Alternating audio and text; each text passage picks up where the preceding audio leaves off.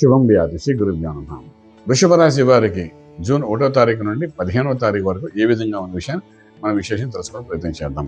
వృషభ రాశిలో మనం చూస్తే రవి యొక్క ప్రభావం, ద్వితీయంలో చూస్తే శుక్రుడు, బుధుడు చాలా అద్భుతంగా ఉన్నాడు. తృతీయంలో బృహస్పతి స్వక్షేత్రంలో బలంగా ఉన్నాడు, ఉచ్చస్థానంలో ఉన్నాడు. చతుర్థంలో కేతు యొక్క ప్రభావం కనబడుతోంది. అలాగే రాజ్యంలో రాహు, లాభస్థానంలో చూస్తే శనీశ్వరుడు, వ్యయంలో కుజుడు యొక్క ప్రభావం కనిపిస్తోంది. ఇక్కడ కూడా రవి రాశిలో ఉన్నాడు కాబట్టి కొంచెం ఆవేశపూరిత నిర్ణయాల్లో మిస్ఫైర్ అయ్యే అవకాశాలు ఉంటాయి.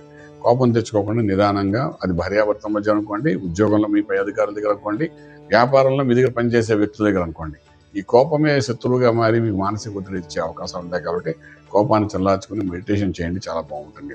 అలాగే ఆర్థిక విషయానికి వచ్చినప్పుడు ఉద్యోగ ప్రయత్నం చేసేటప్పుడు కొంచెం ఆచితూచి, కొంచెం కంపారిబిలిటీ ఎంతో చెక్ చేసుకుని పారామీటర్స్ అన్ని అప్పుడు కొత్త ఉద్యోగం వెళ్ళడానికి ప్రయత్నం చేయండి. అలాగే వ్యాపారంలో కూడా ఎవరో చెప్పారు కదా మనం దిగిపోవడం, ఇనిషియల్గా వాళ్ళు ఏదో లాభాలు కనబడతాయి కదా అని కొత్త వ్యాపారాలకు ఇనిషియేట్ చేయకండి. కొంచెం ఆచితూచి వ్యవహరించండి. ఎందుకంటే మీరు తీసుకున్న నిర్ణయం మీ చేతిలోనే కొంతవరకు నష్టపోయే అవకాశాలు ఉన్నాయి. ఎవరు మిమ్మల్ని నష్టపరచరు. మీరు తీసుకున్న నిర్ణయం వల్ల నష్టపోయే అవకాశాలు ఉన్నాయి. కొంచెం జాగ్రత్త పడండి.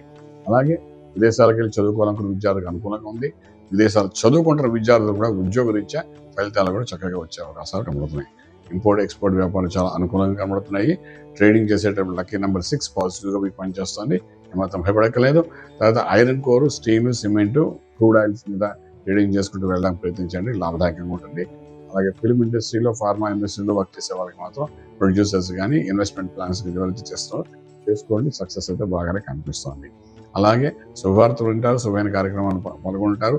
అలాగే మనకు విదేశాల నుండి కొంతవరకు శుభవార్తలు వినే అవకాశాలు కూడా బాగానే కనిపిస్తున్నాయి. ప్రయాణాలలో అలసట ఉన్నప్పటికీ కూడా ఆనందకరమైన ప్రయాణాలు కూడా జరుగుతాయి. మీకు భయపడట్లేదు. ఆరోగ్యమే మహాభాగ్యం అనుకుంటాం కాబట్టి ఆరోగ్య విషయానికి వచ్చినప్పుడు ఎటువంటి అనారోగ్య పరిస్థితి అయితే మనకు కనిపించట్లేదు. కానీ మంత్రం దగ్గరకు వచ్చినప్పుడు మాత్రం నిత్యము అక్కడ రవి యొక్క ప్రభావం కనిపిస్తుంది కాబట్టి, రవి అక్కడ ఉన్నాడు కాబట్టి కొంతవరకు సూర్యారాధన చేసుకుంటూ వెళ్ళండి. ఈ కోపం కంట్రోల్ అవుతుంది. తీసుకున్న నిర్ణయాలు కొంత బలోపేతం అవుతుంది. నష్టపోకుండా ఉండగలుగుతారు. రాజమార్గంలో రాజ్యం పొందగలుగుతారు. శుభం వ్యాధం.